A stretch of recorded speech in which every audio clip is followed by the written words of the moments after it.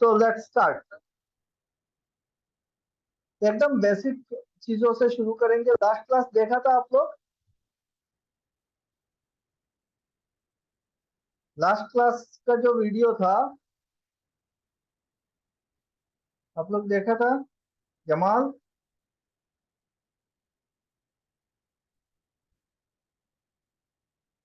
Ayesha, did you went through the last class?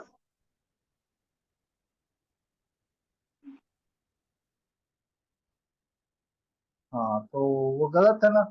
हमने video दे के रखा हुआ है, लास्ट क्लास का वीडियो देखना चाहिए था। एनीवेज, चलो शुरू करते हैं पहले से। आज पहला लेक्चर है, ऐसा शुरू करते हैं। हाँ, तो we consider that this is today is the first lecture.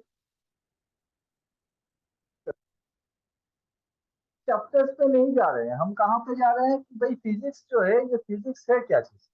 Physics है इस यूनिवर्स में घटने वाली घटनाओं को समझने के लिए जो तरीका हम अपनाते हैं उसी को हम फिजिक्स कह रहे हैं, है ना। जो भी हो रहा है अपने सामने, अपने चारों तरफ, इस यूनिवर्स में जो कुछ भी हो रहा है उसी को हम लोग फिजिकली समझने के लिए क्या बोल रहे हैं, उसको फिजिक्स बोल रहे हैं, है ना। अब बात करते हैं इस यूनिवर्स की। तो लास्ट क्लास का वीडियो एक बार देख लेना आज। तो वहां पे मैंने बात किया था कि ये जो यूनिवर्स बना हुआ है ना, वहां पे अगर आप हर एक चीज को उठा के देखोगे तो उसको क्लासिफाई कर सकते हो दो बड़े चीजों में। एक को हम बोलते हैं फील्ड और दूसरे को बोलते हैं मैटर। मैटर वो सारी चीजें हैं जो क्या करता है, स्पेस में एक मास और वॉल्यूम ऑक्युपाई करता है। और फील्ड वो सारी चीजें हैं जो स्पेस में कोई मास या वॉल्यूम तो ऑक्युपाई नहीं करता है, लेकिन उसका इम्पैक्ट हमको दिखने को मिलता है। जैसे कि मास, जब हम बोलते हैं मास, तो उसके साथ एक वॉल्यूम अटैच हो जाता है कि वो स्पेस में जगह ले रहा है। वो कोई भी चीज हो सकता है, वो चाहे आपके हाथ में पकड़ा हुआ वो पेन हो या फिर ये प्लेनेट हो, कुछ भी चीज। तो जो मैटर हमको दिखता है ना, वो हम लोग क्लासिफाई करते हैं, अलग अलग फेजेस में हमको देखने को मिलते हैं, जैसे सॉलिड, लिक्विड एंड गैसेस। उसके अलावा और दो टाइप के फेजेस होते हैं। एक को हम बोलते हैं प्लाज्मा और दूसरा होता है बोस आइंस्टाइन कंडेंसेट। बट हम लोग रेस्ट्रिक्ट करेंगे अपना डिस्कशन को सॉलिड, लिक्विड एंड गैसेस में। तो ये हो गई अपनी यूनिवर्स की बातें कि इस पूरा का पूरा जो यूनिवर्स है उसमें हम लोगों को सिर्फ यही दो चीजें देखने को मिलेंगी, मैटर और फील्ड। अब हम इसकी स्टडी करेंगे कि भाई मैटर में क्या है, फील्ड में क्या है, उसका इम्पैक्ट क्या होता है, वो सारी चीजों को समझेंगे। ठीक है, अपनी किताब को साइड में रख दो, किताब की जरूरत नहीं है। हम लोग ऐसे ही बात करेंगे, समझेंगे कि ये जो यूनिवर्स बना है उस किस चीज से बना है। दो चीज से, मैटर से और फील्ड से। अब मैटर की बात करते हैं सबसे पहले। तो कोई भी मैटर उठा लो, चाहे वो गैस हो, चाहे वो सॉलिड हो, चाहे वो लिक्विड हो, उसका जो बेसिक एलिमेंट हमको देखने को मिलता है, जो यूनिट है, जो जिस चीज से बना है, तो वो क्या है? वो है एटम। हम उसको क्या बोलते हैं? एटम बोलते हैं, है ना। पता है ना आप सबको एटम? तो कोई भी मैटर उठाओ, फील्ड में नहीं, मैटर में, कोई भी मैटर उठाओ तो मैटर के अंदर एकदम छोटा जो चीज दिखता है हमको, वो क्या है? एटम है। तो सबसे पहले हम लोग एटॉमिक स्ट्रक्चर के ऊपर डिस्कस कर लेते हैं कि भाई ये universe is made up of matter, solid, liquid, gaseous, field, electric field and magnetic field, या फिर ग्रेविटेशनल फील्ड। तो ये सारे फील्ड्स है। मैटर वो चीज है जो ऑक्युपाई करता है वॉल्यूम को और उसका कुछ मास होता है। Matter is made up of what? Matter is made up of molecules, and molecules are composed of tiny particles called atoms. ये हम सबको पता है। एटम को अगर और फर्दर इसको अगर तोड़ोगे तो उसके अंदर क्या देखने को मिलता है? उसके अंदर हमको देखने को मिलता है electrons, protons and neutrons. Even आप प्रोटॉन को तोड़ सकते हो, उसके अंदर क्या दिखेगा आपको? Quarks.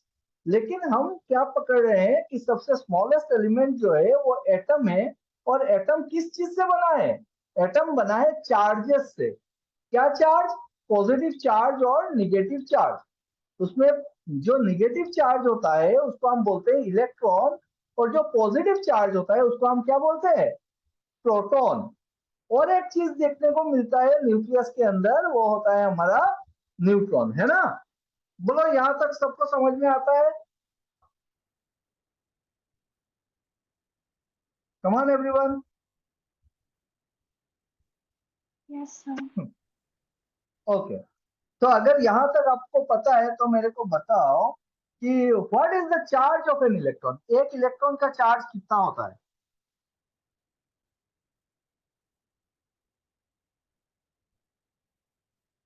Anyone?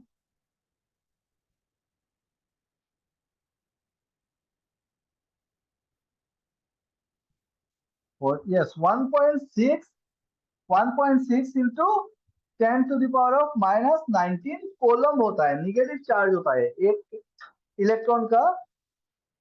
1.6 into 10⁻⁻19 coulomb negative charge. Charge of a proton कितना होता है? सेम चार्ज होता है, चार्ज इलेक्ट्रॉन का और प्रोटॉन का बराबर होता है, 1.6 इंटू 10⁻⁻19 कूलम। लेकिन वो होता है पॉजिटिव चार्ज, है ना। सो इलेक्ट्रॉन का चार्ज और प्रोटॉन का चार्ज बराबर होता है। एक न्यूट्रल एटम में, कोई भी एक न्यूट्रल एटम में क्या होगा कि नंबर ऑफ प्रोटॉन्स और नंबर ऑफ इलेक्ट्रॉन्स बराबर होंगे। इलेक्ट्रॉन्स और प्रोटॉन का नंबर सेम होगा, तब जाके वो एटम जो है वो न्यूट्रल रहेगा।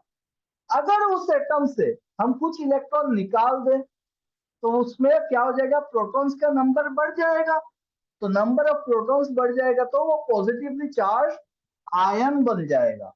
और अगर उसमें कुछ एक्स्ट्रा इलेक्ट्रॉन डाल दे तो वो निगेटिवली चार्ज आयन बन जाएगा, है ना। तो चार्ज पार्टिकल, चार्ज आयन बनेगा। आप लोगों का चार्ज अभी नहीं है, क्लास 11th में नहीं है, क्लास 12th में जाने से आप लोगों को चार्ज के बारे में और डिटेल्स में बताएंगे। अभी हमको ये बेसिक चीजें है, बेसिक आइडिया है कि भाई एकदम ये जो वास्ट यूनिवर्स हमारे सामने है, उस यूनिवर्स का जो बेसिक कंपोनेंट है वो एक ही टाइप का है, और वो है एटम्स। और एटम्स के अंदर जाते हैं तो देखने को मिलता है चार्ज, और चार्ज है निगेटिव और पॉजिटिव चार्ज। इसमें और क्या चीज है भाई? इलेक्ट्रॉन अगर है तो उसका कुछ मास होगा।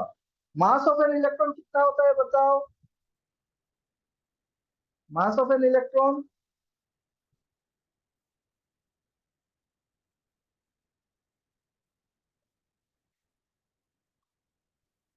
एनीवन? चलो ठीक है। मास ऑफ एन इलेक्ट्रॉन होता है 9.1 इंटू 10⁻31 केजी। और मास ऑफ ए प्रोटॉन होता है 1.6 इंटू 10⁻27 केजी। ये सब आपको याद रखने पड़ेंगे, ठीक है। एक कूलम चार्ज का मतलब कितना होता है? कितना इलेक्ट्रॉन्स होता है उसमें?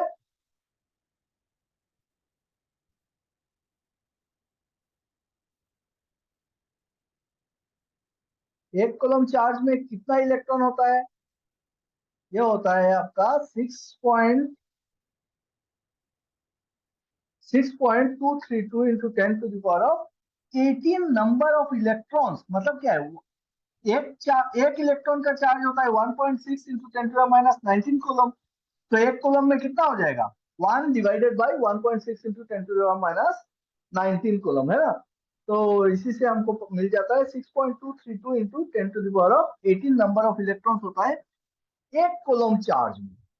What is atomic number? ये बताओ, what is atomic number?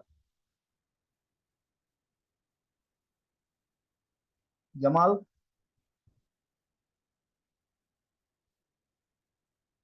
Atomic number क्या है?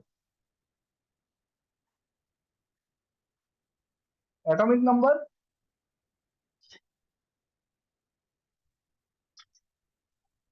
Atomic number is the number of protons. Atomic number is the number of protons. Number of protons को हम लोग एटॉमिक नंबर बोलते हैं। नंबर ऑफ प्रोटॉन्स और नंबर ऑफ इलेक्ट्रॉन क्या होता है? इक्वल होता है, लेकिन नंबर ऑफ इलेक्ट्रॉन्स को एटॉमिक नंबर नहीं कहते हैं, क्योंकि इलेक्ट्रॉन का नंबर चेंज हो सकता है, वो निकल के जा सकता है, एक्स्ट्रा इलेक्ट्रॉन्स आ जा सकता है। बट प्रोटॉन्स जो होते हैं वो इंटेक्ट होते हैं न्यूक्लियस के अंदर, और उसी के बेसिस पे हमने अपना किसको सजाया है, पीरियोडिक टेबल को सजाया हुआ है। मॉडर्न पीरियोडिक टेबल को किसके बेसिस पे सजाया है, एटॉमिक नंबर के बेसिस पे। तो हर एक रो में एक कॉलम के बाद दूसरे कॉलम आप जाते हो तो क्या बढ़ता है, एटॉमिक नंबर बढ़ जाता है, उसका नंबर ऑफ प्रोटॉन्स बढ़ता है ना, और नंबर ऑफ प्रोटॉन के साथ नंबर ऑफ इलेक्ट्रॉन्स भी बढ़ेगा। एम आई क्लियर, बताना। Yes, sir. ओके, तो यहां तक तो समझ में आ गया, बड़ा आसान सा चीजें था। अब देखो, atoms are made up of positive charge nucleus and क्या है, निगेटिवली चार्ज इलेक्ट्रॉन्स। तो एटम में क्या होता है, एक इलेक्ट्रॉन होता है निगेटिवली चार्ज, और पॉजिटिवली चार्ज न्यूक्लियस होता है। क्या कोई बताएगा मेरे को कि ये जो इलेक्ट्रॉन है ये न्यूक्लियस में क्यों जाके गिर नहीं जाता है, क्योंकि अगर एक पॉजिटिव चार्ज होगा एक निगेटिव चार्ज होगा तो बेसिक आइडिया है दोनों में अट्रैक्शन होगा, और अट्रैक्शन होगा तो ये वाला जो इलेक्ट्रॉन है वो इलेक्ट्रॉन क्या हो जाना चाहिए, ये इलेक्ट्रॉन क्या होना चाहिए, वो न्यूक्लियस में जाके मिल जाना चाहिए। क्या पता है आपको क्यों नहीं गिरता है?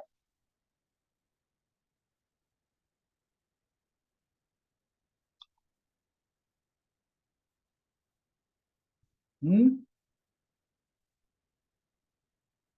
क्योंकि इलेक्ट्रॉन जो है वो क्या होता है, वो रोटेट करता रहता है अराउंड द न्यूक्लियस, अपना स्पेसिफिक ऑर्बिट पे या फिर शेल में क्या करता है, it is rotating.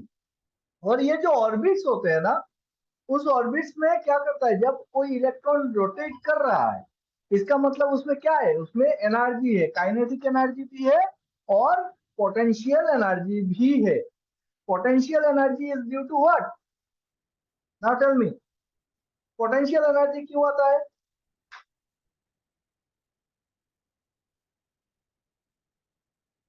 What is potential energy?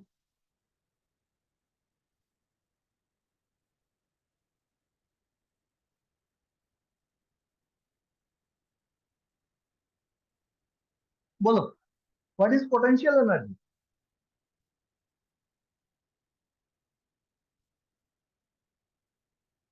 अच्छा, एनर्जी क्या चीज है बताओ तो। Gravitational force. अच्छा, ग्रेविटेशनल फोर्स और पोटेंशियल एनर्जी एक ही है क्या? इसलिए मैंने कहा कि आपको बात करना पड़ेगा। देखो, आपके अंदर कुछ चल रहा होगा, आप कुछ समझ के बैठे हो, वैसा नहीं भी हो सकता है ना। तो आपके फोन पे नीचे देखो, माइक का बटन है, उसको ऑन करो और बात कर सकते हो, आप बता सकते हो कि क्या चलता है आपके दिमाग पे। जब हम लोग बोलते हैं कि potential energy and kinetic energy, तो क्या समझ में आता है कि ये पोटेंशियल एनर्जी क्या चीज है और काइनेटिक एनर्जी क्या चीज है, बताओ।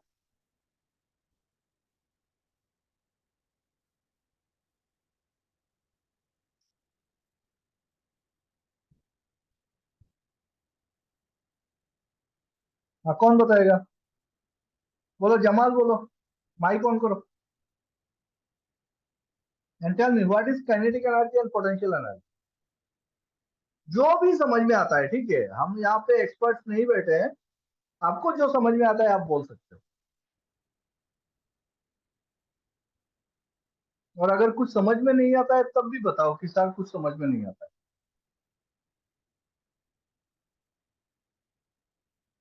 ओके, ठीक है। आयशा,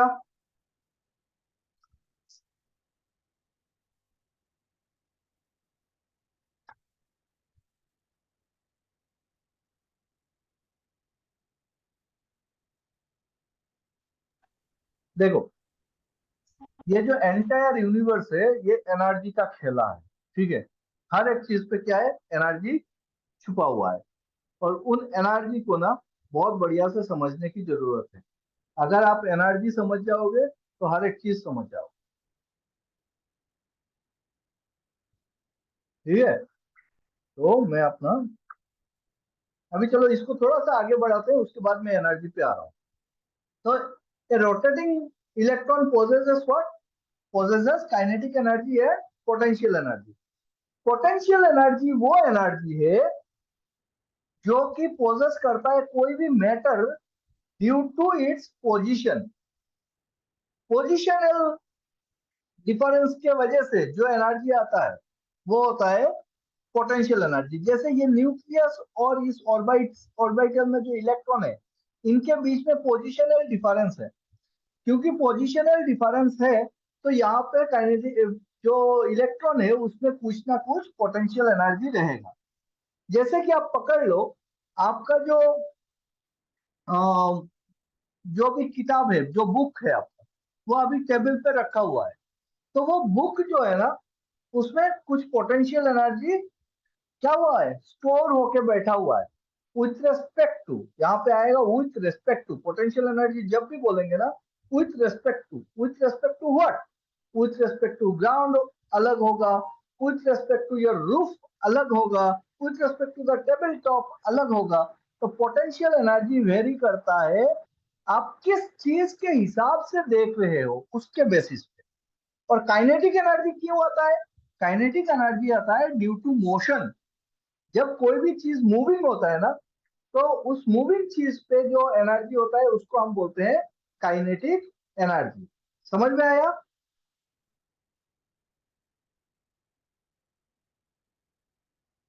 स्टैटिक कंडीशन में जो एनर्जी लगता है वो क्या है?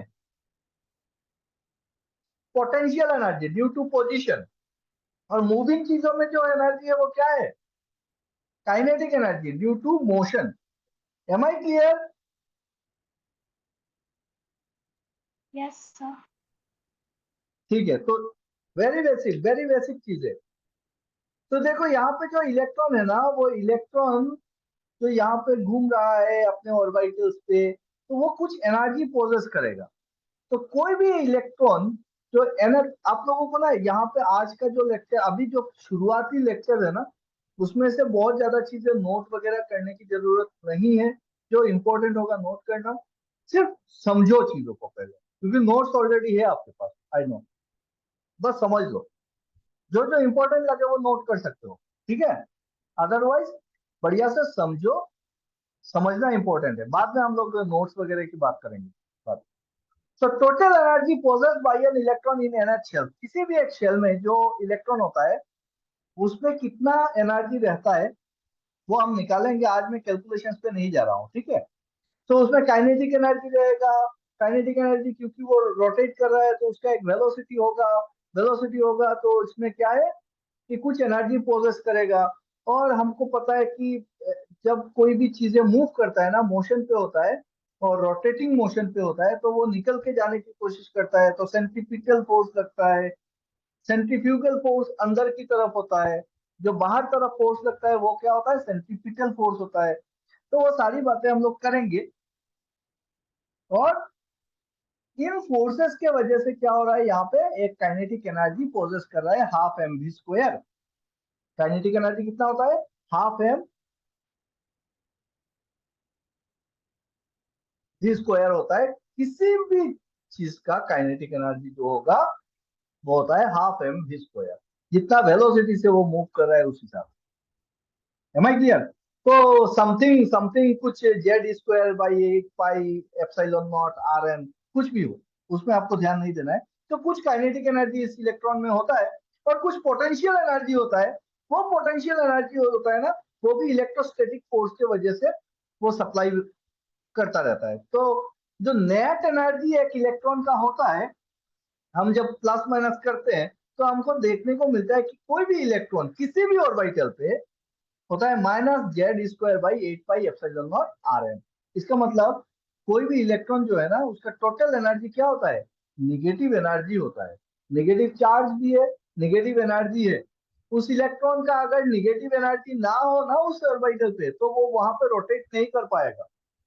अगर पॉजिटिव एनर्जी हुआ तो वो इलेक्ट्रॉन क्या होगा, निकल के चला जाएगा, अपने न्यूक्लियस को छोड़ के निकल के चला जाएगा। ठीक है, तो हमने यहाँ पे कुछ कैलकुलेशंस देख रहे हैं, अभी नहीं करेंगे, बाद में करेंगे। ठीक है, कैलकुलेशन क्या है, तो वो जो इलेक्ट्रॉन है मूव कर रहा है उसमें कितना एनर्जी स्टोर होता है, निगेटिव एनर्जी स्टोर होता है, इसीलिए वो इलेक्ट्रॉन अपने न्यूक्लियस के चारों तरफ घूमता रहता है। क्लियर, ये बाइंडिंग फोर्स देता है न्यूक्लियस। Am I clear? बोलो। Yes, sir. ठीक है, अभी कुछ तो अभी तक क्या समझे बताओ। हमने ये समझा कि अपना जो यूनिवर्स है, एंटायर यूनिवर्स जो है, उसको कितने पार्ट में डिवाइड करेंगे, क्या क्या चीज देखने को मिलेगा। दो चीज देखने को मिलता है। स्क्रीन पे आ गए।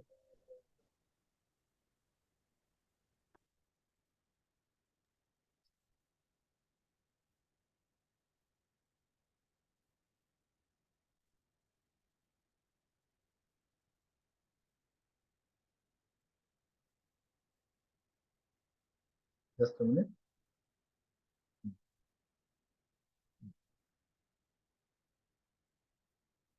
तो देखो, अभी तक हमने जो बात की कि भाई यूनिवर्स, एंटायर यूनिवर्स को अभी से कैसे देखेंगे। एंटायर यूनिवर्स को हम दो चीज में डिवाइड करके देखेंगे। एक को हम क्या बोलेंगे, मैटर।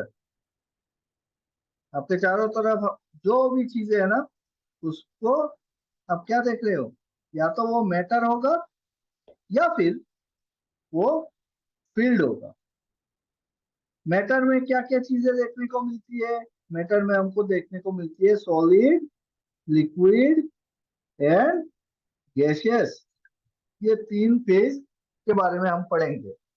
और फील्ड, फील्ड में हमको देखने को मिलता है ग्रेविटी फील्ड, है ना, ग्रेविटी फील्ड। और क्या फील्ड देखने को मिलता है, इलेक्ट्रो मैग्नेटिक फील्ड। ठीक है, इलेक्ट्रिक फील्ड होता है कुछ, मैग्नेटिक फील्ड होता है। आपको पता है कि चार्ज अगर रखोगे तो चार्ज एक दूसरे को अट्रैक्ट करता है, रिपेल करता है, तो इलेक्ट्रिक फील्ड लगाता है।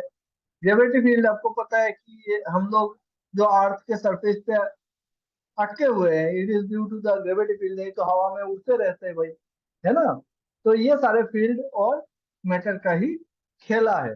लास्ट क्लास देखना, उसमें मैंने डिटेल में और थोड़ी सी इसके ऊपर बात की है। आज का क्लास में हम लोग जो इम्पोर्टेंट चीज है उसके बारे में बात कर रहे हैं, वो है एनर्जी। इस एनर्जी को समझना काफी मुश्किल हो जाता है, इसीलिए बहुत ध्यान से सुनो। देखो, एनर्जी, एंटायर जो यूनिवर्स का एनर्जी है ना, वो कांस्टेंट है। हम क्या बोलते हैं कि the total energy of the universe is constant. Conservation of energy सुने हो, कंजर्वेशन ऑफ एनर्जी बताओ क्या है, what is conservation of energy, law of conservation of energy. This is the first law of thermodynamics, first law of thermodynamics. Do you know what is thermodynamics? Thermodynamics क्या होता है पता है? थार्म, थार्म मतलब heat. थार्म का क्या मतलब होता है, थार्म का मतलब होता है हीट। तो हीट से रिलेटेड जो हम लोग स्टडी करेंगे डायनामिक्स का, हाँ, उसको बोलेंगे thermodynamics. The first law of thermodynamics क्या होता है कि conservation of energy, that energy can neither be created, energy can neither be created nor destroyed। Energy को ना तो बनाया जा सकता है और ना ही डिस्ट्रॉय किया जा सकता है। It can be, it can be change or transport from one form to other. एक फॉर्म से दूसरे फॉर्म में आप एनर्जी को ट्रांसफर कर सकते हो, चेंज कर सकते हो, लेकिन एनर्जी कभी डिस्ट्रॉय नहीं होता है, एनर्जी कभी क्रिएट नहीं कर सकते हो। ठीक है, जैसे हम इलेक्ट्रिकल एनर्जी से मैकेनिकल एनर्जी में कन्वर्ट करते हैं। हाँ, हमारा जो इंटरनल एनर्जी है वहां से अब साउंड एनर्जी क्रिएट हो रहा है। ठीक है, तो अलग अलग टाइप के एनर्जी फॉर्म होते हैं, उसमें हम लोग क्या कर सकते हैं कि ट्रांसफर कर सकते हैं या फिर चेंज कर सकते हैं, लेकिन एनर्जी को हम क्रिएट नहीं कर सकते हैं, है ना। तो ये बेसिक फंडा इस यूनिवर्स का। अब देखो, ये जो एनर्जी होता है इसको हम लोग डिवाइड कर सकते हैं, टोटल एनर्जी को क्या क्या फॉर्म में। एनर्जी को हम बोल रहे हैं पहला तो दो नाम, एक क्या है काइनेटिक एनर्जी, और दूसरे को हम बोल रहे हैं पोटेंशियल एनर्जी। कहीं पे भी जाओ तो काइनेटिक एनर्जी और पोटेंशियल एनर्जी ये होता है सिस्टम के बाहर का दो एनर्जी। और क्या होता है, तीसरा होता है इंटरनल एनर्जी। इंटरनल एनर्जी, बस उतना ही। तो पकड़ लो, यहाँ पे ना एक टेबल रखा हुआ है आपके सामने, एक टेबल रखा हुआ है, और उस टेबल के ऊपर आपका किताब रखा हुआ है। दिस इज ए टेबल, और उसके ऊपर आपका जो बुक रखा हुआ है, दिस इज ए बुक, है ना। कोई मेरे को बताएगा कि इस बुक में कौन सा एनर्जी छुपा हुआ है अभी, बोलो।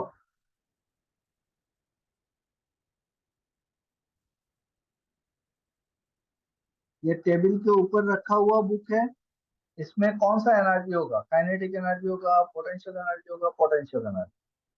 Okay, okay good. क्योंकि ये स्टैटिक है तो फिर ये इसमें हम लोग बोल रहे हैं पोटेंशियल एनर्जी है।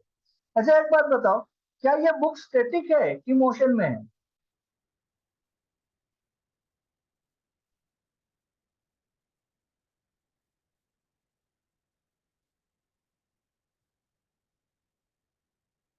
स्टैटिक पोजीशन, क्योंकि ये अपना पोजीशन नहीं बदल रहा है।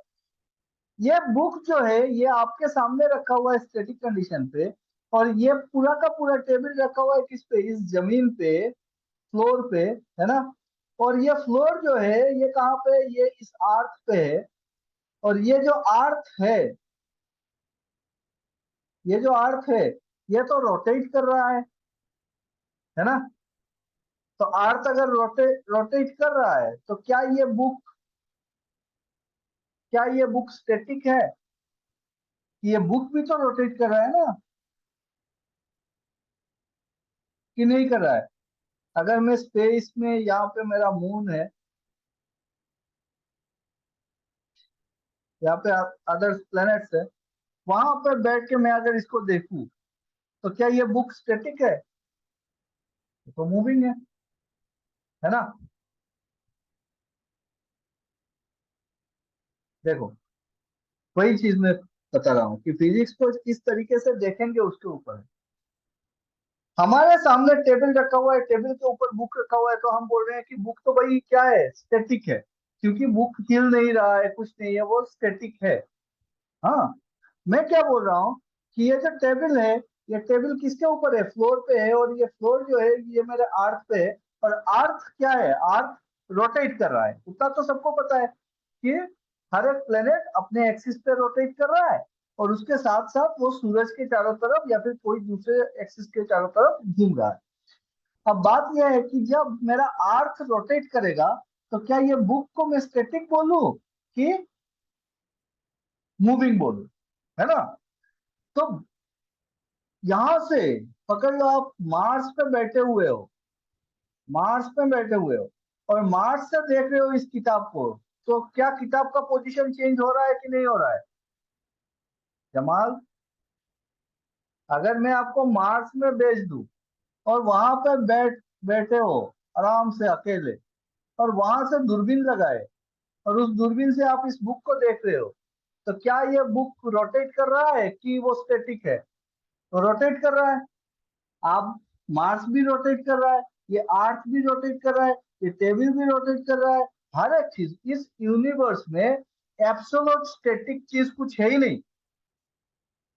इस यूनिवर्स में हर एक चीज मोशन में है, हर एक चीज मूव कर रहा है, और हर एक चीज अपना एक एक्सिस के चारों तरफ घूम रहा है, और फिर वो और किसी एक चीज के चारों तरफ चक्कर लगा रहा है। इस टाइप से हम एब्सोल्यूट एब्सोल्यूट मोशन या फिर एब्सोल्यूट क्या बोलते हैं, पोजीशन, स्टैटिक पोजीशन नहीं बोल सकते हैं। हम जो भी बात करते हैं वो सारे रिलेटिव होते हैं, और सारी बातें क्या होते हैं, रिलेटिव होते हैं। कि विथ रेस्पेक्ट टू हमारा जो पोजीशन है, हम जहां पे बैठे हुए हैं, उसके हिसाब से ये वाला बुक जो है वो अपना पोजीशन नहीं चेंज कर रहा है, तो मैं बोल रहा हूं हाँ ये बुक जो है वो स्टैटिक है। अगर मेरा पोजीशन से के हिसाब से अगर ये बुक मूव करता है इधर या उधर, तो मैं बोलता कि ये जो बुक है वो मोशन में है। समझ में आ रहा है? बट एक्चुअली में क्या है, वो भाई हर एक चीज मोशन पे है। कुछ कुछ समझ में आया क्या बोलना चाह रहा हूं? तो फिजिक्स का सबसे इंपॉर्टेंट चीज होता है फ्रेम ऑफ रेफरेंस। क्या होता है? Frame of reference. हम कहाँ पे बैठ के देख रहे हैं और हम कैसे देख रहे हैं चीजों को, उसके ऊपर डिपेंड करता है। और उस फ्रेम को चेंज करते हैं तो चीजें भी चेंज हो जाती हैं, और जेन्युइनली चेंज होती है चीजें। ठीक है, आप जैसा देख रहे हो ना दुनिया को, वैसा नहीं, कुछ अलग से दिखेगा जब आप फ्रेम को चेंज करोगे। आप कहाँ से बैठ के देख रहे हो, तो हम उतना डिटेल्स में नहीं जा रहे हैं अभी। अभी के लिए मैं क्या बोल रहा हूँ कि ये फ्रेम पे डिपेंड करेगा कि आप उस चीज को मोशन बोल रहे हो कि स्टैटिक बोल रहे हो। अगर जिस फ्रेम पे बैठ के आप देख रहे हो उसके हिसाब से अगर वो चीज अपना पोजीशन चेंज करता है, तो हम उस चीज को बोलते हैं कि ये मोशन में है। और अगर पोजीशन नहीं बदल रहा है तो बोलते हैं स्टैटिक है। ठीक है। अब जब हम फ्रेम को डिफाइन करना चाहते हैं ना, तो फ्रेम को डिफाइन करने के लिए हमको कुछ एक्सिस की मदद लेना पड़ता है। कि किसी भी चीज की पोजीशन को जब मैं डिफाइन करना चाहता हूं कि भाई इसका पोजीशन क्या है, पकड़ लो इस किताब का पोजीशन मैं बताना चाहता हूं कि इसका पोजीशन क्या है, तो मेरे को बताना पड़ेगा कि ये टेबल के ऊपर रखा हुआ है। बहुत ही आसान है कि टेबल के ऊपर रखा हुआ है। लेकिन पकड़ लो आप कहीं दूर कहीं पे किसी और को बोल रहे हो कि भाई मेरा ये जो बुक है ना, उसका पोजीशन ये है स्पेस में, तो कैसे बताएंगे कि कहाँ पे है? तो हमको पोजीशन बताने के लिए कोई ना कोई एक रेफरेंस पॉइंट लेना पड़ेगा, या फिर रेफरेंस एक्सिस लेना पड़ेगा। कुछ ना कुछ तो रेफरेंस लेना पड़ेगा इस स्पेस में, तब जाके हम पोजीशन बता सकते हैं। अब पकड़ लो मैं बोलना चाहता हूँ ये जो बुक है ना, ये मेरा, ये लेफ्ट साइड का, ये पकड़ लो, ये आपका लेफ्ट वॉल है, ये आपका राइट वॉल है। समझना मेरी बात?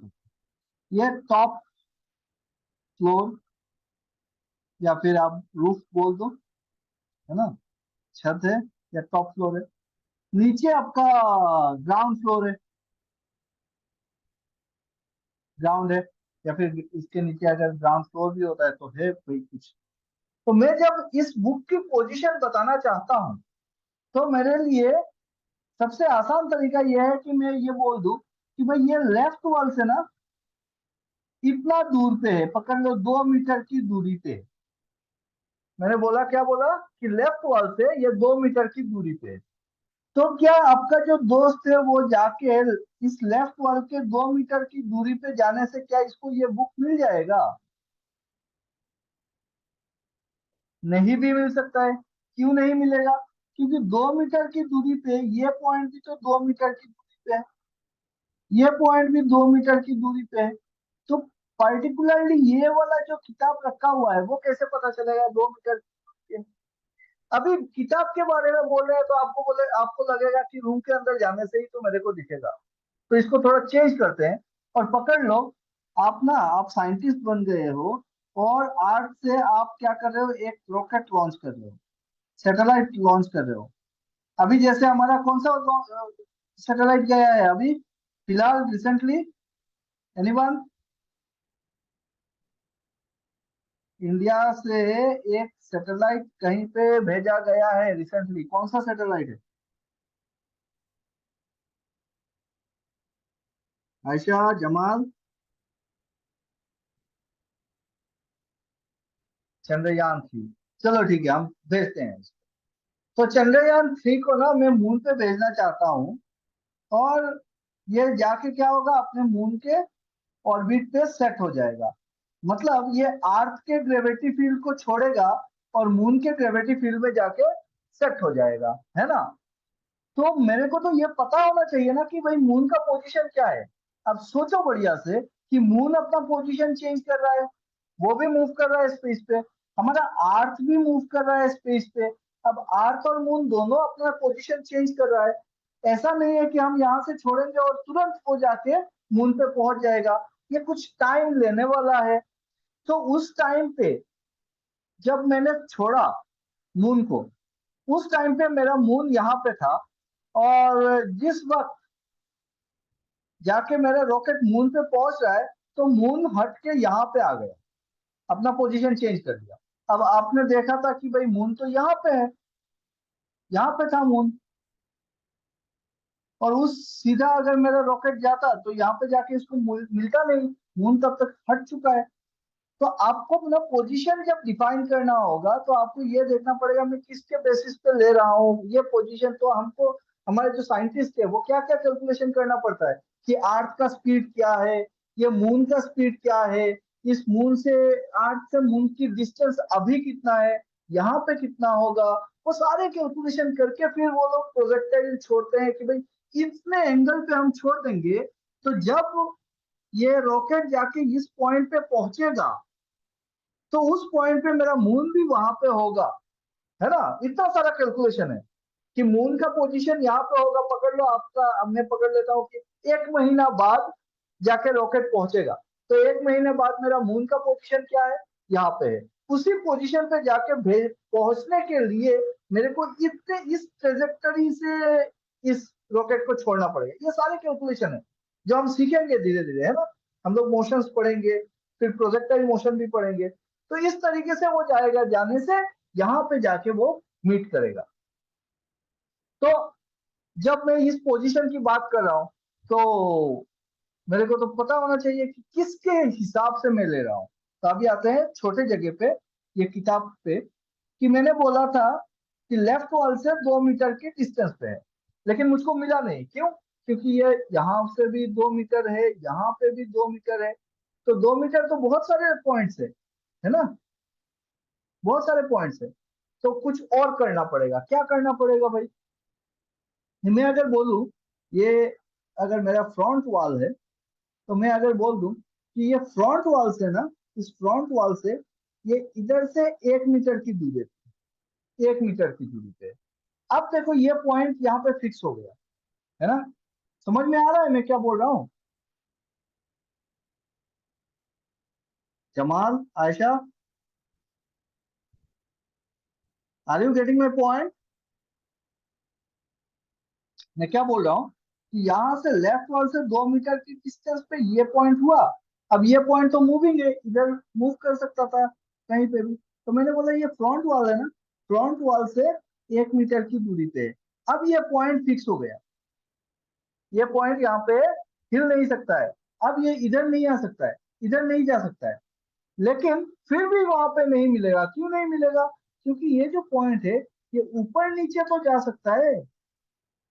सेम 2 मीटर का distance from left wall, 1 metre का distance from my front wall, लेकिन वो तो ऊपर तरफ नीचे तरफ जा सकता है। इसका मतलब अभी भी फिक्स नहीं हुआ।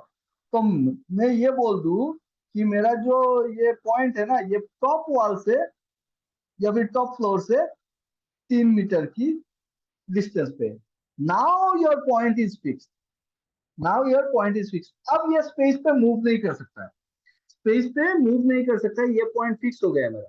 कि मैंने बोला लेफ्ट वॉल से इतना दूरी, फ्रंट वॉल से इतना दूरी और टॉप से इतना दूरी, या फिर मैं बोल सकता हूँ कि बटन से इतना दूरी, तो फिक्स हो जाता है। इसका मतलब किसी भी पोजीशन, किसी भी पॉइंट का पोजीशन को अगर मेरे को दिखाना है तो मुझको तीन एक्सिस की जरूरत पड़ रही है। क्या पड़ रही है? तीन एक्सिस की जरूरत पड़ रही है, जिसको हम बोलते हैं एक्स, वाई एंड जेड, है ना।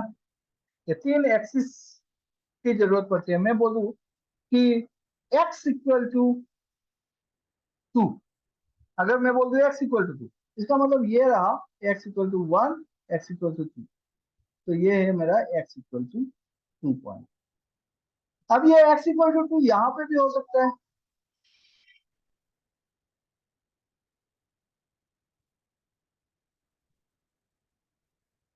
तो ये पॉइंट हो गया मेरा x इक्वल टू, है ना।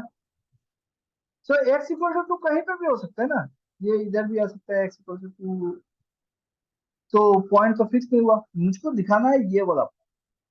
तो मैं बोल दूं y इक्वल टू 1, तो x equal to 2, y equal to 1, ये क्या बन गया? ये एक पॉइंट बन गया। कहाँ पे? ये एक्स वाई प्लेन पे एक पॉइंट हो गया। अब ये जेड एक्सिस पे मूव कर सकता है इधर उधर। अब मैं अगर जेड एक्सिस को फिक्स करना चाहूँ कि जेड एक्सिस पे ये इधर भी जा सकता है, इधर भी आ सकता है, तो मुझको बताना पड़ेगा कि भाई ये जेड एक्सिस पे कितना दूरी पे है, मतलब यहाँ पे कहीं। तो ये पॉइंट आ गया, मैं बोल दिया कि भाई हमारा जेड इज इक्वल टू 3, तो ये जेड पे 3 पे है, और ये जो है पॉइंट आएगा, ये पॉइंट कुछ इस तरीके से यहाँ पे आ, मतलब स्पेस पे कहीं पे मुझको दिख रहा है। तो ये जो प्लेन दिख रहा है ना, मैं अगर एक्स और जेड की बात करता हूँ तो ये प्लेन हो गया मेरा एक्स जेड प्लेन, ये प्लेन हो गया मेरा एक्स वाई प्लेन, ये प्लेन हो गया मेरा वाई जेड प्लेन, है ना। तो ये तीन प्लेन मुझको दिख रहा है, x y, y z and z x. अगर हम किसी भी पॉइंट को डिफाइन करना चाहते हैं स्पेस में, तो मुझको एक्स वाई और जेड, ये तीन कोऑर्डिनेट बताना पड़ेगा, तब जाके मैं उस पॉइंट का पोजीशन लोकेट कर सकता हूं कहां पे है। और साथ में एक चीज और बताना पड़ेगा कि टाइम क्या है, कि किस टाइम पे ये वाला यहाँ पे पोजीशन पे था। समझ में आ रहा है? क्योंकि आपने बताया कि ये जो किताब है ना, ये यहाँ पे इस कोऑर्डिनेट पे है, आपने बोल दिया यहाँ पे, और आपका दोस्त आया और उसको मिला नहीं, तो बोला यार क्यों नहीं मिला भाई? क्योंकि हम जब बताए थे, हम आज बताए थे, तुम जाके कल ढूंढोगे वहां पे तो कोई और लेके चला गया होगा। इसका मतलब हमको अगर किसी भी चीज का इस स्पेस में, इस यूनिवर्स में, स्पेस में कहीं किसी भी चीज का अगर पोजीशन डिफाइन करना है, तो हमको तीन कोऑर्डिनेट चाहिए, x, y and z coordinate चाहिए, और साथ में एक और चीज चाहिए, वो है टाइम। तो अगर मैं ये चार चीजें बता दूं किसी को, x y z and t, तो ये बनता है मेरा एक फ्रेम। समझ में आ रहा है? तो मैं पोजीशन को लोकेट कर पाता हूँ किसी भी चीज का। अब ये हिल नहीं सकता है उसी पोजीशन पे। आप किसी भी दुनिया के किसी भी कोने पे बैठ के किसी भी चीज का पोजीशन बता दो कि एक्स वाई जेड इतना होगा, और किसी एक, डेफिनेटली एक्स वाई जेड जब बोलेंगे तो किसी एक रेफरेंस के साथ बोलेंगे कि रेफरेंस पॉइंट रहेगा मेरा, कि ये मेरा रेफरेंस पॉइंट है, उसके हिसाब से ये वाला एक्स इतना है, वाई इतना है, जेड इतना है, और वो जो रेफरेंस पॉइंट है उसी को हम लोग बोलते हैं ओरिजिन, जिसको हम लोग 0 0 0 मान के चल रहे हैं। है कि नहीं भाई? Are you getting my point? Yes, sir. आप पकड़ लो, मैंने बोला y is equal to 0, y is equal to 0, तो y इक्वल टू 0 बोलने से आपको क्या समझ में आता है?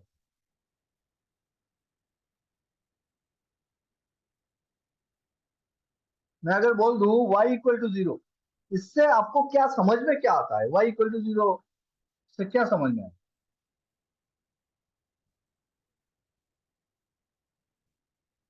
हाँ, y इक्वल टू 0 मतलब y इक्वल टू 0 है, y 0, तो y 0 होने से आपको समझ में क्या आया, क्या बोल रहा है?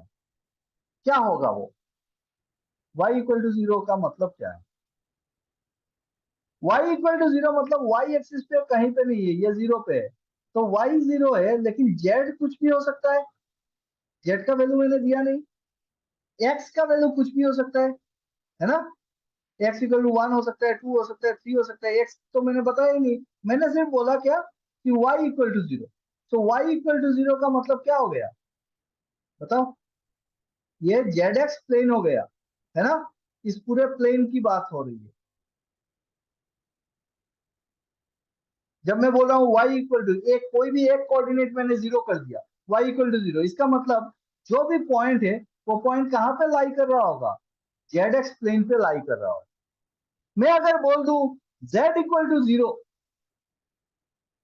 तो ये z जो है ना ये 0 हो गया। तो ये z अगर 0 हो जाता है, चलो मैं यहाँ पे फिर से एक कोऑर्डिनेट बनाता हूँ आपके लिए।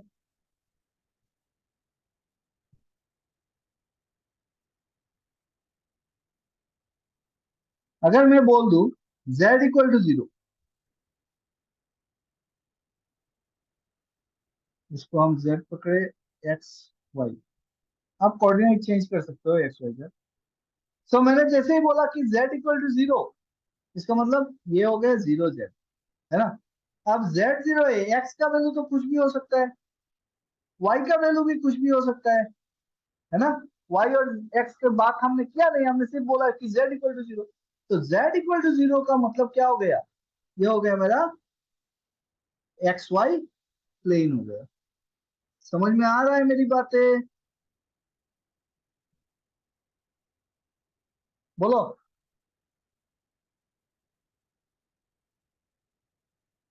इफ आई से z इक्वल टू 0, इसका मतलब क्या है कि जो भी पॉइंट होंगे उसमें सिर्फ x और y का कोऑर्डिनेट रहेगा। इसका मतलब ये एक्स वाई प्लेन में कहीं पे मूव कर रहा है ना? अगर मैं बोल दूं x equal to 0, x equal to 0 का मतलब क्या होगा बोलो?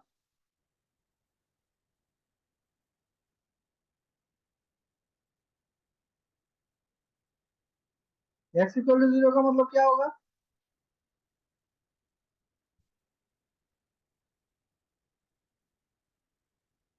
आयशा, x इक्वल टू 0 का मतलब क्या होगा?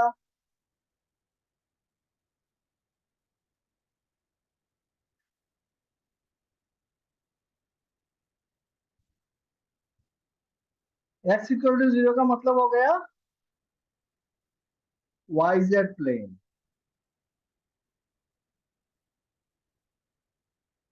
है कि नहीं? x equal to 0, x coordinate 0 हो गया। अब y का कोऑर्डिनेट कुछ भी हो सकता है, z का कोऑर्डिनेट कुछ भी हो सकता है। तो एक पॉइंट y और z पे रहेगा, इस प्लेन पे रहेगा, yz प्लेन पे रहेगा। अभी बताओ अगर मैं बोलूं y equal to 0, y equal to 0, तो हमने देखा y इक्वल टू 0 मतलब एक्स जेड प्लेन, कि y हो गया 0, तो ये मेरा एक्स जेड प्लेन पे आ रहा है पॉइंट, है ना? मैं बोला y equal to 0 and z equal to 0, तो क्या हो रहा है? y भी 0 है और z भी 0 है। तो देखो y आ गया 0 यहाँ पे, z भी हो गया 0 तो यहाँ पे। अब क्या हो सकता है वो, x का वैल्यू कुछ भी हो सकता है ना, प्लस भी हो सकता है, माइनस भी हो सकता है। हाँ, इसका मतलब y इक्वल टू 0 है एंड z इक्वल टू 0 का मतलब क्या हो गया? y z इक्वल टू 0 मतलब,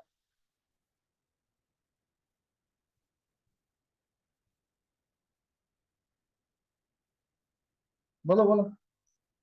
मैंने बोला x 0 0, मतलब y भी 0 है, z भी 0 है। तो क्या समझ में आएगा आपको?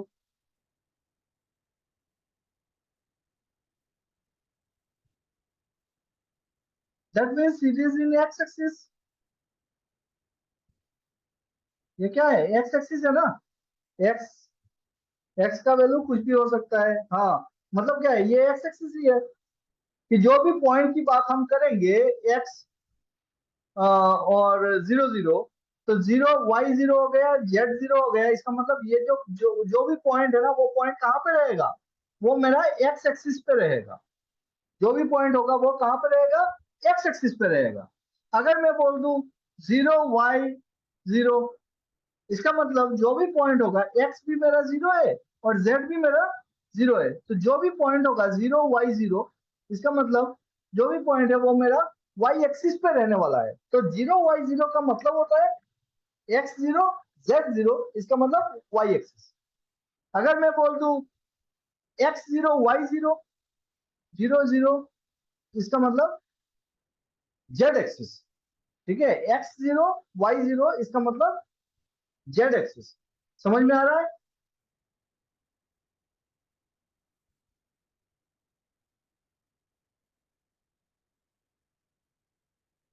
समझ में आ रहा है तो बताओ एक बार।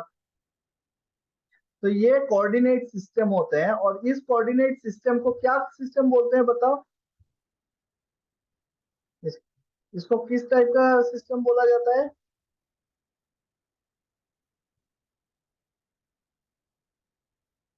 ये जो कोऑर्डिनेट सिस्टम है, इसको क्या सिस्टम बोला जाता है? एनीवन? इसे कहते हैं Cartesian system. Cartesian system of representation. ठीक है, देखो किसी भी चीज का पोजीशन बताने के लिए हम लोग यूज करते हैं कार्टेशियन सिस्टम। और भी अलग कोऑर्डिनेट सिस्टम है, सिलिंड्रिकल सिस्टम है, हाँ स्फेरिकल सिस्टम है, वो अभी आपको नहीं चाहिए। हम लोग अभी बात करेंगे किस पे? कार्टेशियन सिस्टम पे बात करेंगे। और फिजिक्स जो है ना, ये रेफरेंस के ऊपर, पोजीशन के ऊपर, ये सारी बातों पे बहुत ज्यादा जोर होता है। तो हमको ये चीजें समझ में आना चाहिए कि फ्रेम क्या है, फ्रेम ऑफ रेफरेंस क्या है, कैसे हम किसी भी चीज को डिनोट कर रहे हैं, वो चीज अगर नहीं समझेंगे तो बाद में दिक्कत तो आएगी। ठीक है, तो पहले मैं ये क्लियर कर लेना चाहता हूँ कि हम लोगों को वो सारी बेसिक चीजें समझ में आ रही है कि नहीं, एबीसीडी आता है कि नहीं। तो ये बहुत ही बेसिक चीज है कार्टेशियन सिस्टम की। ये कोऑर्डिनेट सिस्टम है। और कोऑर्डिनेट सिस्टम ये हमने बनाया है क्यों? ताकि हम किसी भी चीज का पोजीशन को डिफाइन कर सके। अब पोजीशन को डिफाइन करने के लिए एक्स वाई जेड का यूज करोगे। अगर आप दो कोऑर्डिनेट को जीरो करते हो तो ये सीधा एक एक्सिस होता है। इसका मतलब इसका मतलब अगर दो कोऑर्डिनेट जीरो हो गए ना, तो ये एक स्ट्रेट लाइन हो रहा है। क्या हो रहा है? एक स्ट्रेट लाइन हो रहा है। मैं अगर बोल दूं एक्स इक्वल टू 2, क्या बोला? एक्स इज इक्वल टू 2, और कुछ बोला नहीं मैंने, एक्स इक्वल टू 2। इसका मतलब एक्स इक्वल टू 2 कहाँ पे है भाई? देखो, अभी प्लेन पे दिखाते हैं तो एक्स वाई प्लेन ले रहा हूं मैं। जेड एक्सिस नहीं पकड़ रहे हैं, जेड एक्सिस इधर आएगा, इधर जाएगा, जेड एक्सिस, है ना? तो एक्स इक्वल टू 2 का मतलब क्या है? Y equal to 0, z equal to 0, और सिर्फ एक्स इज इक्वल टू 2। तो ये रहा मेरा एक्स इक्वल टू 2। यहाँ पे करेंगे ये 1, ये 2, एक्स इक्वल।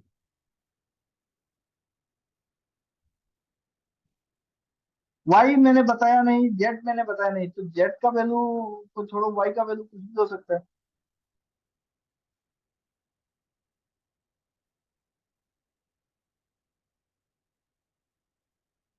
तो ये रहा एक्स इक्वल टू 2। मैं अगर प्लेन पे बोल रहा हूँ, एक्स वाई प्लेन पे, तो ये हो के जाएगा एक्स इक्वल टू 2। वाई का वैल्यू कुछ भी हो सकता है। वाई का वैल्यू कुछ भी हो सकता है। इसका मतलब एक्स इक्वल टू 2 क्या रिप्रेजेंट कर रहा है भाई? ये रिप्रेजेंट कर रहा है एक स्ट्रेट लाइन। एक स्ट्रेट लाइन रिप्रेजेंट कर रहा है ना?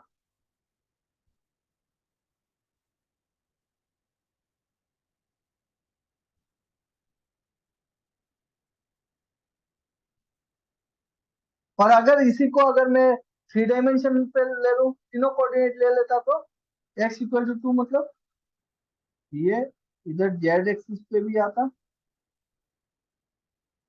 एक्स इक्वल टू 2 यहीं पे रहता, ये इस टाइप से हो जाता, इस टाइप से दिखता मेरे, है कि नहीं? ये होता मेरा जेड एक्सिस। तो जेड एक्सिस से भी 2 यूनिट दूर x इक्वल टू 2। तो ये प्लेन दिखता मुझको, समझ गए। अभी अभी हमने किया था, x का वैल्यू है तो y का वैल्यू कुछ भी हो सकता है ना। तो आई होप कार्टेशियन कोऑर्डिनेट थोड़ा बहुत समझ में आ गया, है ना। पोजीशन समझ में आ गया, रिलेटिव पोजीशन समझ में आया कि स्टैटिक कब बोल रहे हैं। स्टैटिक बोल रहे हैं जब हम जिस फ्रेम से देख रहे हैं उस फ्रेम से अगर चीजों का डिस्टेंस चेंज नहीं हो रहा है तो हम बोलते हैं ये स्टैटिक है। और अगर पोजीशन चेंज होता है तो उसको हम बोलते हैं मोशन में है। जब चीजें स्टैटिक होती है तो उसमें सिर्फ और सिर्फ पोटेंशियल एनर्जी होती है, और जब चीजें मोशन पे होती है तो उसमें काइनेटिक एनर्जी भी होता है।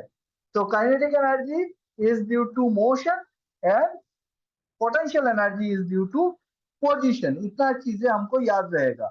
साथ ही साथ आपको आप याद रख लेना कि काइनेटिक एनर्जी होता है हाफ एम वी स्क्वायर, और पोटेंशियल एनर्जी जो है वो होता है M G H, mass into gravitational acceleration due to gravity into height. इस चीज को लास्ट वीडियो में बहुत बढ़िया से एक्सप्लेन किया हुआ है। You should go through that video and before next lecture, ठीक है। अगर समझ में नहीं आता है तो बताओ मेरे को कि सर मेरे को ये चीज समझ में नहीं आया है, हम फिर से बात करेंगे इसके ऊपर। लेकिन चीजों को समझ लेना पड़ेगा। कंजर्वेशन ऑफ एनर्जी हमने देखा कि एनर्जी ये नहीं कर सकते यहाँ से।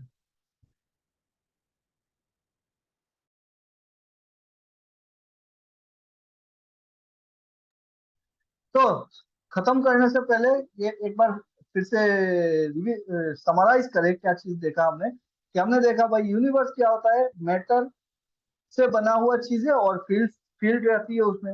फील्ड जो होती है वो हमारी आंखों खुली आंखों से दिखती नहीं है। तो फील्ड का इफेक्ट हम फील कर सकते हैं, जैसे ग्रेविटी फील्ड हो गए, इलेक्ट्रोमैग्नेटिक फील्ड हो गए। मैटर है सॉलिड, लिक्विड और गैसियस। और मैटर बनता किस चीज से है? मैटर बनता है हमारे मॉलिक्यूल्स के लगने से। एक मॉलिक्यूल दूसरे मॉलिक्यूल के साथ अटैच होता है तब जाके बनता है मैटर। और ये स्पेस में अपना वॉल्यूम ऑक्युपाई करता है, जगह ले लेता है। अब ये जो मॉलिक्यूल का बॉन्डिंग होता है ना एक दूसरे से, उस मॉलिकुलर बॉन्डिंग क्या कितना टाइटली वो बाउंडेड है एक दूसरे से, उसके ऊपर बेस करके हम बोलते हैं कि ये सॉलिड है कि लिक्विड है कि गैसियस है। अगर इनके बीच का जो फोर्स ऑफ अट्रैक्शन है जिससे ये बाउंड है एक मॉलिक्यूल दूसरे से, अगर बहुत टाइटली पैक्ड है तो हम बोलेंगे सॉलिड है, मूव नहीं कर पाता है।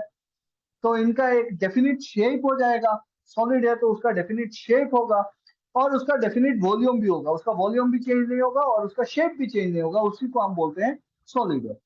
अगर इसके बीच में का जो फोर्स ऑफ अट्रैक्शन है वो अगर ढीला है थोड़ा सा, कि मूव कर सकता है, एक मॉलिक्यूल दूसरे मॉलिक्यूल से रिलेटिवली पोजीशन चेंज कर सकता है, तो हम बोलते हैं वो लिक्विड है।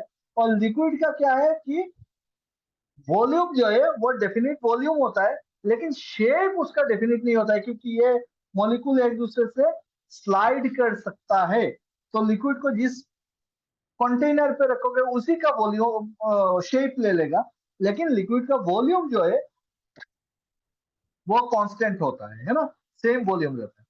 और तीसरा होता है अपना गैस। इसका बीच का जो इंटरमोलिकुलर फोर्स ऑफ अट्रैक्शन है वो बहुत कम होता है। तो ये इसका ना तो डेफिनिट शेप होता है और ना ही डेफिनिट वॉल्यूम होता है, वो होता है हमारा गैसेस।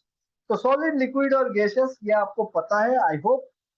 और मास और वॉल्यूम आप लोग समझते हो, इतना मैं पकड़ के चल रहा हूँ। अगर नहीं समझ में आता है तो फिर बात करेंगे बाद में, बताना मेरे को।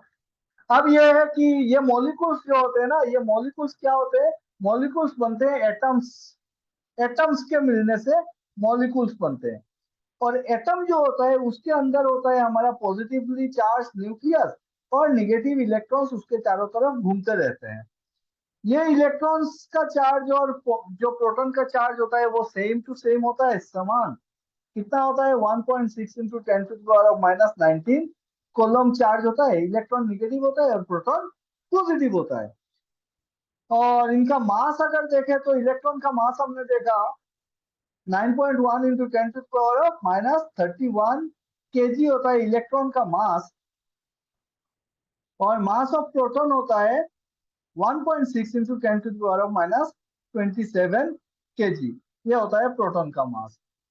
अब हमने देखा कि ये तो एटम है, तो उसका पॉजिटिव चार्ज अगर न्यूक्लियस है तो उस न्यूक्लियस में नेगेटिव इलेक्ट्रॉन जाके गिर जाना चाहिए था, लेकिन वो गिरता नहीं है। ऐसा क्यों होता है? ऐसा इसलिए होता है क्योंकि इलेक्ट्रॉन जो है वो अपना एक फिक्स्ड ऑर्बिट पे मूव कर रहा है, और जब वो मूव कर रहा है तो इसमें काइनेटिक एनर्जी और पोटेंशियल एनर्जी दोनों एनर्जी होते हैं। Kinetic energy due to motion और potential energy due to position with respect to the nucleus. और टोटल एनर्जी जो होता है वो निगेटिव होता है, इसीलिए वो इलेक्ट्रॉन इस ऑर्बिटल पे घूमता रहता है। जिस इलेक्ट्रॉन पे अगर पॉजिटिव एनर्जी आ जाए तो वो इलेक्ट्रॉन निकल के चला जाएगा अपना न्यूक्लियस छोड़ के। उसके बाद हमने बात किया कि पोजीशन को हम कैसे डिफाइन करते हैं और ये एनर्जी क्या होता है। तो एनर्जी को समझने के लिए पोजीशन समझना जरूरी था। तो पोजीशन को डिफाइन करने के लिए हमने देखा कि पोजीशन रिलेटिव होता है, और रिलेटिव पोजीशन जो होता है उसके लिए हमको कुछ ना कुछ रेफरेंस लेना पड़ता है। तो जहां जो भी रेफरेंस हम ले रहे हैं उस रेफरेंस से कितना दूरी पे है उसी से हम पोजीशन डिफाइन करते हैं। और डिफाइन करने के लिए हम लोग यूज कर रहे हैं Cartesian coordinate system. Cartesian coordinate system, Cartesian coordinate system में हम एक्स कोऑर्डिनेट, वाई कोऑर्डिनेट और जेड कोऑर्डिनेट, ये तीन कोऑर्डिनेट देते हैं, और साथ में हम बताते हैं कि टाइम। तो ये बनता है मेरा एक फ्रेम। जब टाइम भी दे दिए तो उसके साथ लगा दिए एक्स वाई जेड के साथ, जब मैंने यहाँ पे घड़ी रख दिया तो बन गया मेरा फ्रेम, और मैं एक्यूरेटली बता पाता हूँ कि पोजीशन इस यूनिवर्स पे किसी भी चीज का पोजीशन किस टाइम पे कहाँ पे है, कितना है। उसके बाद हमने ये डिफाइन किया कि x इक्वल टू 0 का मतलब क्या होता है, y इक्वल टू 0 का मतलब क्या होता है, z इक्वल टू 0 का मतलब क्या होता है, x भी 0 y भी 0 का मतलब क्या होता है। और x एंड z दोनों 0 होते हैं तो क्या समझ में आता है। तो वो चीज हमने देखा कि एक प्लेन बन रहा है, स्ट्रेट लाइन बन रहा है, क्या हो रहा है, वो सारी चीजें इसके गो थ्रू हो जाओ एक बार, सोचो बैठ के। जितना चीजें दिन में सीखते हो ना, दिन में आपको जितना लेक्चर मिलता है, जितना चीजें सीखते हो, रात को सोने से पहले दिमाग पे वो चीज एक बार घूमना चाहिए कि आज क्या क्या चीजें हमने सीखा, क्या वो सारी बातें मेरे को याद है, क्या वो सारी बातें मेरे को समझ में आया है। और अगर नहीं आया है तो नेक्स्ट डे आपका सबसे पहला काम ये होता है कि जो चीज समझ में नहीं आया है वो अपने मेंटर से पूछो कि सर ये चीज मेरे को समझ में नहीं आया है, क्या हो रहा है ये चीज, या फिर कोई रेफरेंस लो जिससे आपको समझ में आ रहा है। Am I clear? बताओ भाई, आयशा समझ में आया मेरी बातें? Yes, sir. ठीक है, तो आप लास्ट जो वीडियो दिया था वो वीडियो देख लेना, और इस वीडियो आज का लेक्चर में यहाँ पे खत्म करता हूँ। ठीक है, तो ये जमाल निकल गया था क्या? तो आज का लेक्चर यहाँ पे खत्म करता हूँ। लास्ट लेक्चर आप लोग देखना ताकि बढ़िया से समझ में आए। देखो, जब तक आप रेगुलर नहीं रहोगे ना तो समझ में नहीं आएगी चीजें। चीजें बहुत है और बहुत ही आसानी से हम समझ सकते हैं अगर हमारा बेस स्ट्रॉन्ग हो तो। बेस स्ट्रॉन्ग नहीं होगा तो बहुत दिक्कत होगा। Okay, bye bye, good night. Thank you, sir.